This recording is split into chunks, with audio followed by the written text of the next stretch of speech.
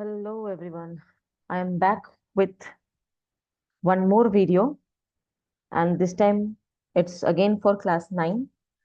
Uh, the if you remember and if you have followed my previous videos, the last part of the chapter, that is chapter 1, it was left to be covered. So in this video I'm going to cover that last part, and we are going to discuss something very interesting but a very short topic, that is known as pendulum. Now, generally, when we talk about pendulum, pendulum can be of two types. One, simple pendulum, and the other one is compound pendulum. Now, you students may be saying that we have only seen one pendulum in the clocks. So, yes, the pendulums that you have seen on the wall clocks, those are actually compound pendulums. And here, first we are going to begin with the basic part. That is, what is a pendulum? Why do we say, or how do we define a simple pendulum? And then will come the concept of a compound pendulum. So let's begin. First, if I have to just give a basic sketch of a pendulum, then you see there is a pivoted point or a fixed axis through which a rod. Now here in compound pendulums, you will find, when where there are wall clocks, it's actually a rod. But in simple pendulum or in the basic part where we are covering how a pendulum is defined, it is never considered as a rod. In practical labs also, we will see that we do not take any rod, to make a simple pendulum. It is always a massless string. It is always a massless string. In bookish language, if I tell you, it is always an inextensible string. Inextensible string. Inextensible means which we consider to have a negligible mass. Okay. So we have a pivoted point or a fixed axis. Then we have a string which is inextensible of negligible mass. And finally, we have got a metal bob, a metal spherical bob. Okay. So this three parts actually make up a simple pendulum. Now, what are the other terms related to simple pendulum? So we are going to learn about its displacement from its mean point to its extreme point. We are going to learn about amplitude. We are going to learn about frequency, time period, and likewise other terms as well. And also we are going to learn how to calculate the time period of a simple pendulum. Now, just to remind all of you, in the syllabus of ICSE, we do not have the derivation. You only need to remember the formula, and then we can solve simple numericals which are related to this formula. So as I said, in the ideal case, generally there is a point mass, then a massless or inextensible string whose weight is like negligible, and this becomes our metal bob, right? And in practical reality, a light thread is used. If you do anytime, if you get a chance to do practical in your physics lab, then you will notice that light thread is being taken and a heavy brass bob is taken, which is having a radius of r. Okay. And do let me know in the comment section the radius r will be of which unit, whether it is millimeter, whether it is centimeter. Please do let me know. Okay. Now, when we are considering a simple pendulum that is having a effective length and a particular bob. So obviously, as we have seen that there is a radius of the bob as it is a sphere. So effective length of a simple pendulum is given by a small formula. That is, it is the addition of the total length of the string plus the radius of the bob. Please remember this. Effective length of the pendulum is equals to the total length of the string plus the radius of the bob, right? Now, please see here. Before we move on to the oscillation part and the other terms, we must remember this position where the bob is at rest. We call it as the mean position. Then you can, displace the bob at this height. So this becomes our extreme position.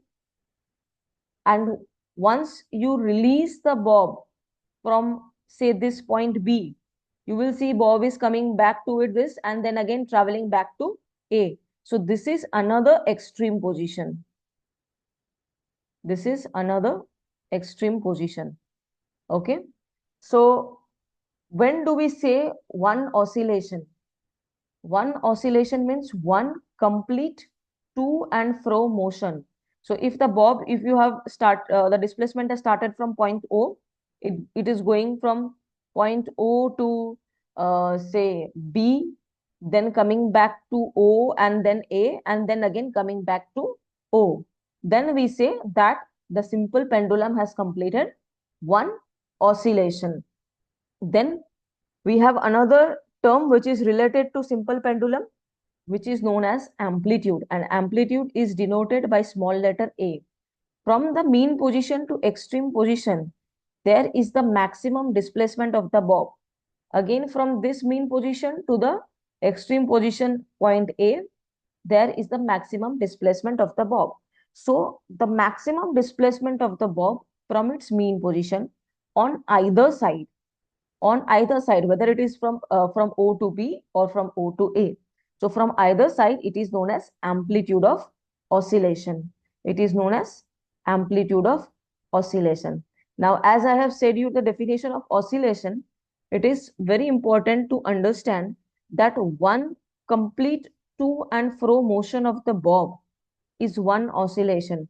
We here it was defined in a very simple way, one complete to and fro motion. But from where to where? If I start from O to B, B to O and back, then to A and again back to O. This is known as one oscillation, right?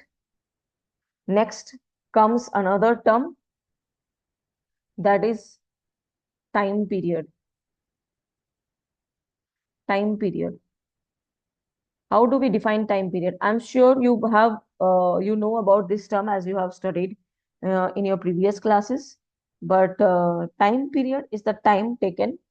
Please remember, it is the time taken to complete.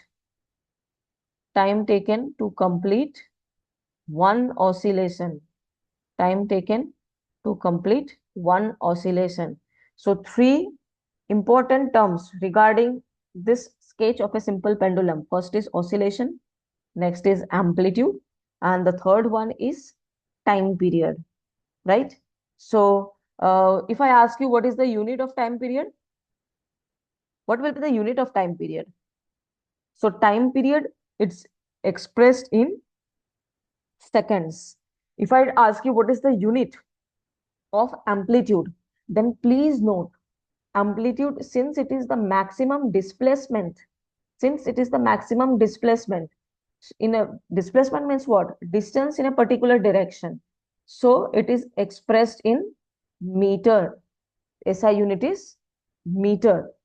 Now I'll move on to the fourth term, which is known as frequency. Frequency of oscillation. Frequency of oscillation. Now, frequency of oscillation means what? How do we define frequency? Frequency means number of vibrations, number of vibrations, number of vibrations in 1 second, number of vibrations in 1 second. So if I just ask you, what can be the unit of frequency? I'm sure you must have studied, because frequency is the term that we use for sound waves as well, or light waves as well. So how will you, or what will you tell me as the unit of frequency? Frequency is expressed in hertz and H, capital small letter Z, right? It is also expressed in as per second. It is also expressed as per second. Okay. So I hope we have discussed here four terms, 1, 2, 3, and 4. And I hope that these 4 terms are clear to all of you. And if I have to ask you, tell me about the effective length.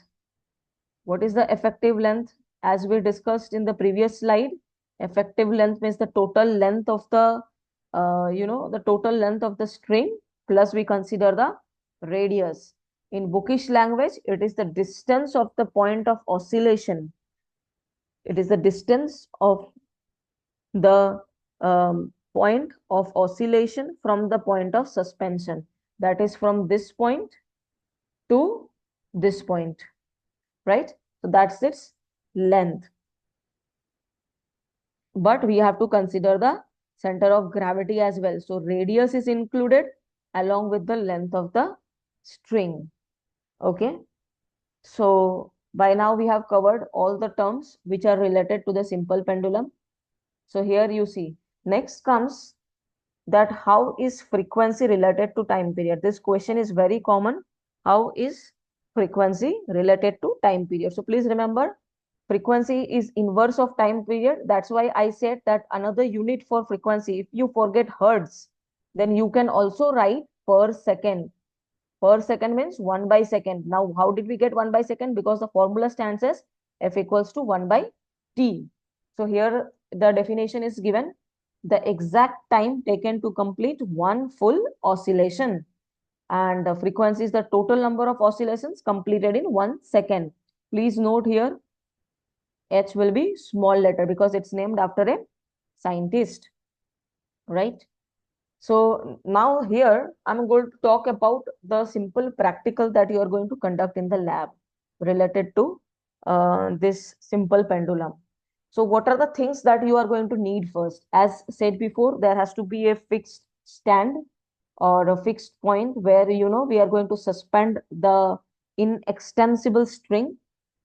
Okay, that is a string having negligible mass, and the string must be attached to a metal or brass bob. It should be attached to a metal or brass bob.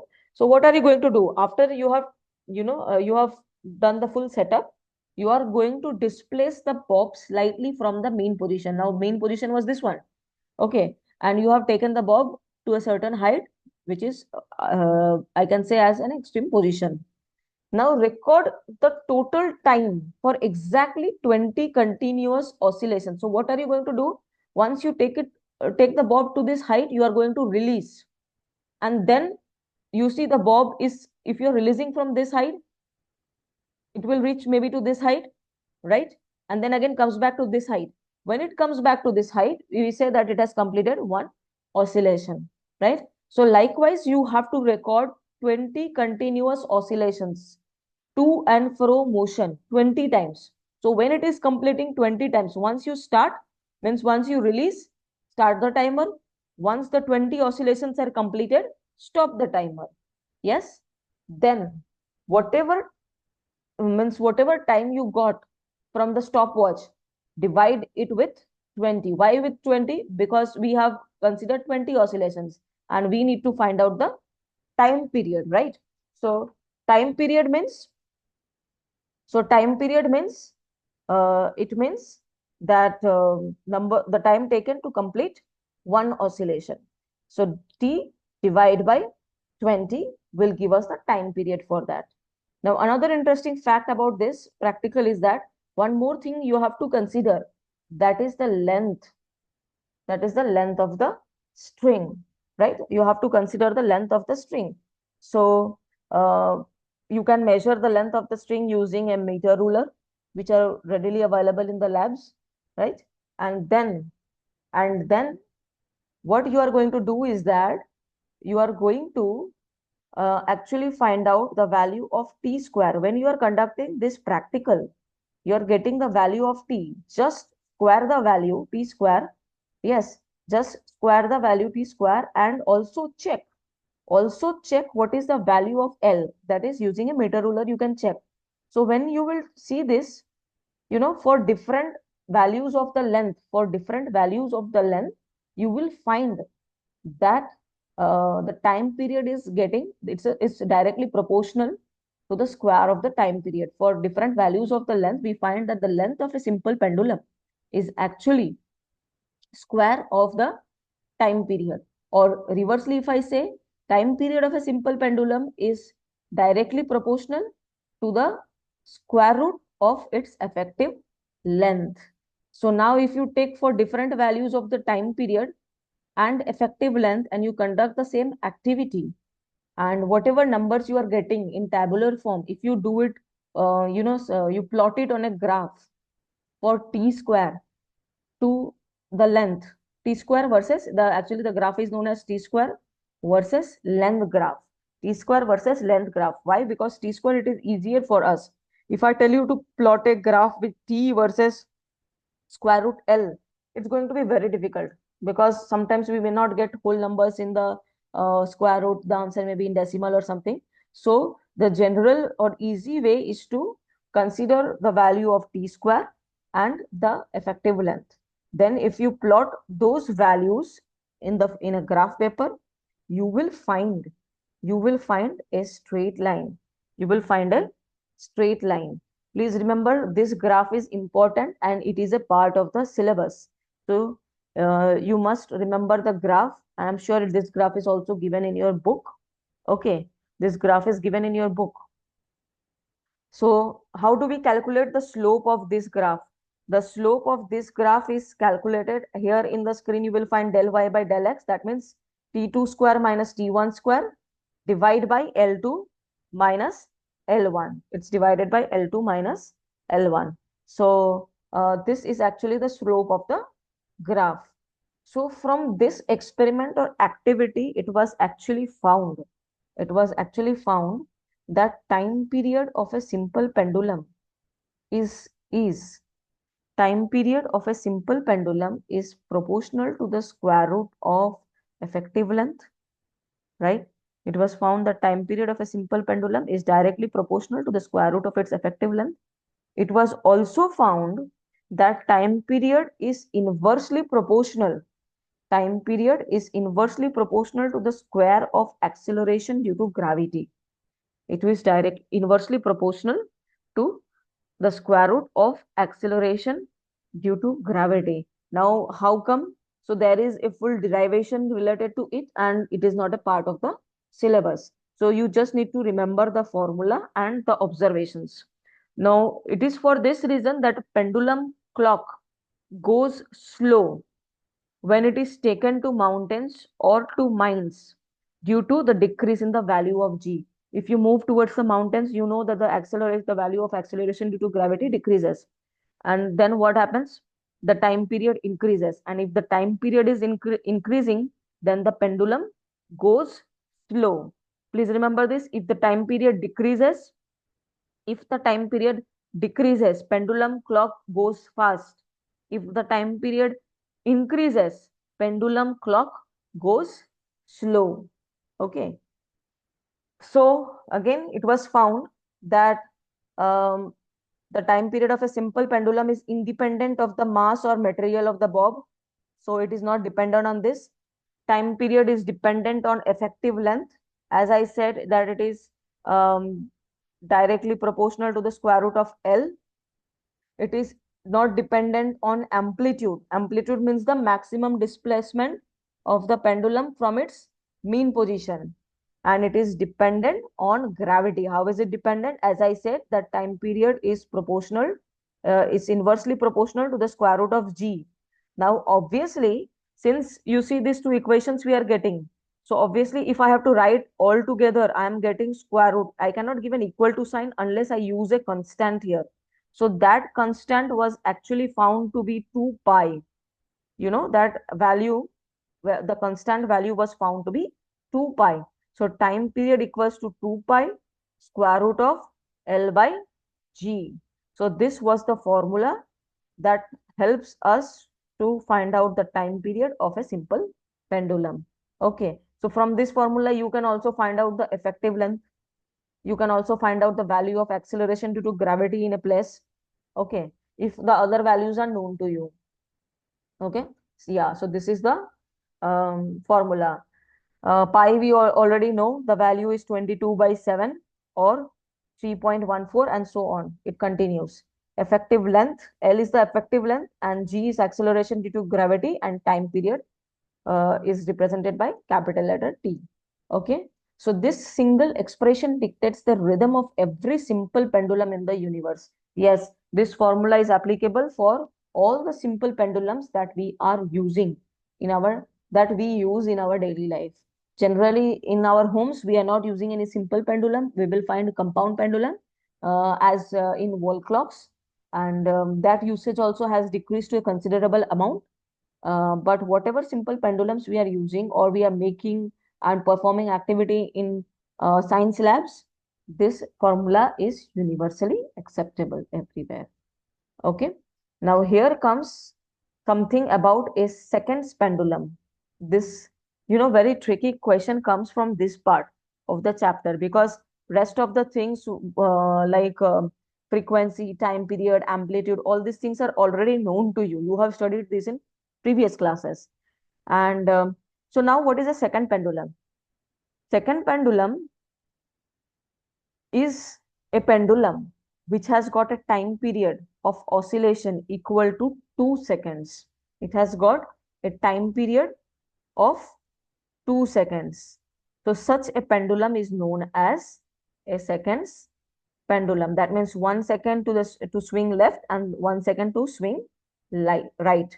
So, and using this, the value of gravity was also found, and we know the value of G is 9.8 meter per second square, right? Approximate 10 as well. Approximate 10 as well. Now, this is a compound pendulum given. Compound pendulum is not in syllabus, but one thing that you all must be knowing is what material is used to make a compound pendulum. Do you have any idea? What material do we use to make a compound pendulum? Come on, quick. Think fast. You know about that material, I'm very sure, and I'm sure also of the fact that in some part of this chapter, this must be mentioned that what material is used to make a compound pendulum and why do we use such a material? Can you tell me quickly? I'm giving you some time. So remember, whenever we are talking about a pendulum clock has got a compound pendulum. And a compound pendulum is made up of a metal like brass or steel. Due to seasonal change of temperature, the effective length of pendulum changes. Effective length changes, due to which clock goes fast in winter and slow in summer. What happens then? Why does it happen? In winter, we know that metal contracts, so the effective length gets shortened. Effective length gets shortened and time period is decreased. So the pendulum completes more oscillations in a given time, right? So henceforth in winter, the clock goes fast. But what happens then in summer?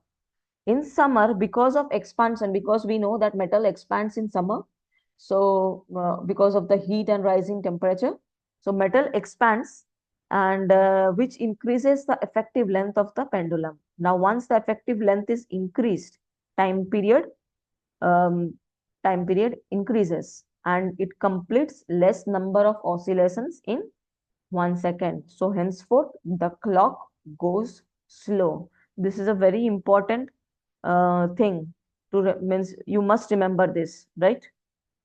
So I think that is it. Now I asked a question regarding what is this compound pendulum made up of. So I hope by now you must have found. If not, please do ask me in the comment section. I will surely let you know. Yeah, so that I was telling about the summer and the winter. So because of change of temperature, it causes the metal pendulum to expand, increasing the effective length. So the clock goes slow, and in winter contraction takes place. So the clock goes fast. Now, what happened if we take up such pendulum clocks to a mountain or down into the mine? So, as we know that time period is dependent on the value of G. How? As it is inversely proportional to the square root of G. So then in down into a mine or up into a mountain, where the value of G decreases, what happens to the time period? The time period increases. Once the time period increases, the clock runs slow. Time period increases, so the clock runs slow. Now here there is an interesting example given. While we are sitting on a swing, you know, while we are sitting on a swing, we are swinging in a normal way. But if you stand up on a swing, then the effective mass is actually rising. It's rising. Its height is increasing, right? So then what will happen? This will shorten or decrease the time period. This shortens the pendulum length and decreases the time period, which helps to swing faster. It helps to swing faster, but please do not try this activity anywhere. Okay.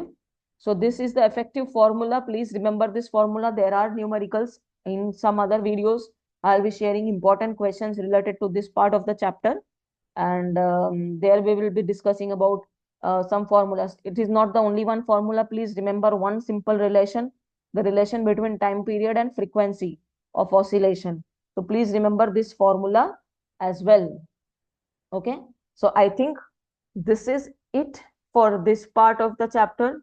Before I end, I really want to remind all of you to name that metal or substance which makes up a compound pendulum, and do let me know what is that, because you have studied and why that substance is used to make up a compound pendulum.